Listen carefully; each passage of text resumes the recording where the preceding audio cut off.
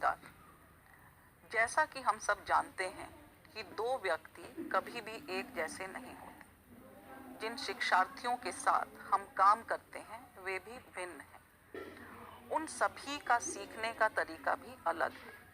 वे बेहतर तब सीखते हैं जब उन्हें शिक्षण की प्रक्रिया के दौरान एक से अधिक ज्ञानेंद्रिय शामिल करने के अवसर मिलते हैं। इसीलिए एक से अधिक ज्ञानेंद्रियों पर आधारित शिक्षण रणनीतियों को अपनाने से शिक्षार्थियों के सीखने के अनुभवों में वृद्धि होती है।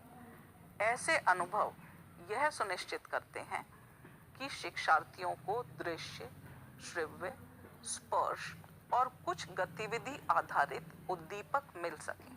इसीलिए सीखने के संसाधनों की विविधता और बच्चों के स्थानीय वातावरण उनके सीखने के अनुभव को आकार देने में महत्वपूर्ण भूमिका निभाते हैं। इसीलिए कक्षा के भीतर और बाहर डिजाइन किए गए अनुभवों में बहुज्ञानेंद्रिय तरीके सुनिश्चित करने के लिए शिक्षण संसाधनों की विविधता बहुत आवश्यक है। हमें प्रत्येक बच्चे को एक आत्मनिर्भर शिक्षार्थी के रूप में तैयार करना और यह सुनिश्चित करना होगा कि शिक्षार्थी स्वावलंबी बने, रचनात्मक और समस्या का समाधान भी कर सकें। इस उद्देश्य को पूरा करने के लिए बच्चे को इस बात के लिए प्रोत्साहित करना होगा कि वह जानकारी एकत्रित करे, उसका विश्लेषण और संश्लेषण करे तथा एकत्रित जानकारी से अर्थ ग्रहण करे। ये प्रक्रिया बच्चों को सही अवधारणाओं का निर्माण करने में मदद करती है।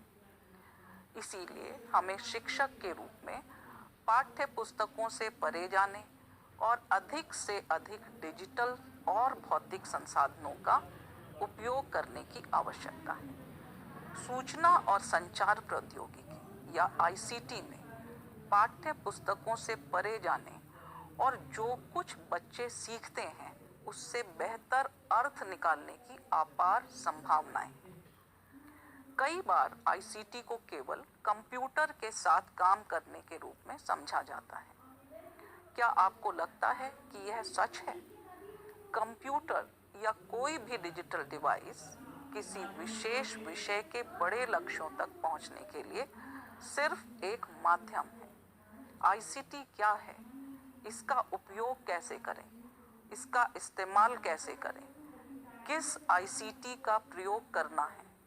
इसका उपयोग कहाँ करें और इसका उपयोग कब करें?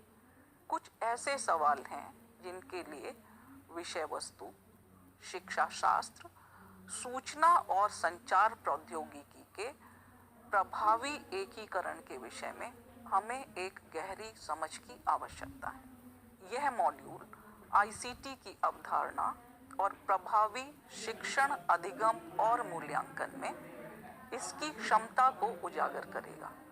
इसका उद्देश्य शिक्षक को गंभीरता से विषय वस्तु, संदर्भ सामग्री और शिक्षण की विधि का विश्लेषण करना और उचित ICT की पहचान कराना है। आइए यहाँ उठाए गए सवालों के जवाब के लिए आगे चर्चा जारी रखें और स्वयं को ICT आधारित प्रभावी शिक्षण अधिगम योजना को तैयार करने में सक्षम बनाएं। धन्यवाद।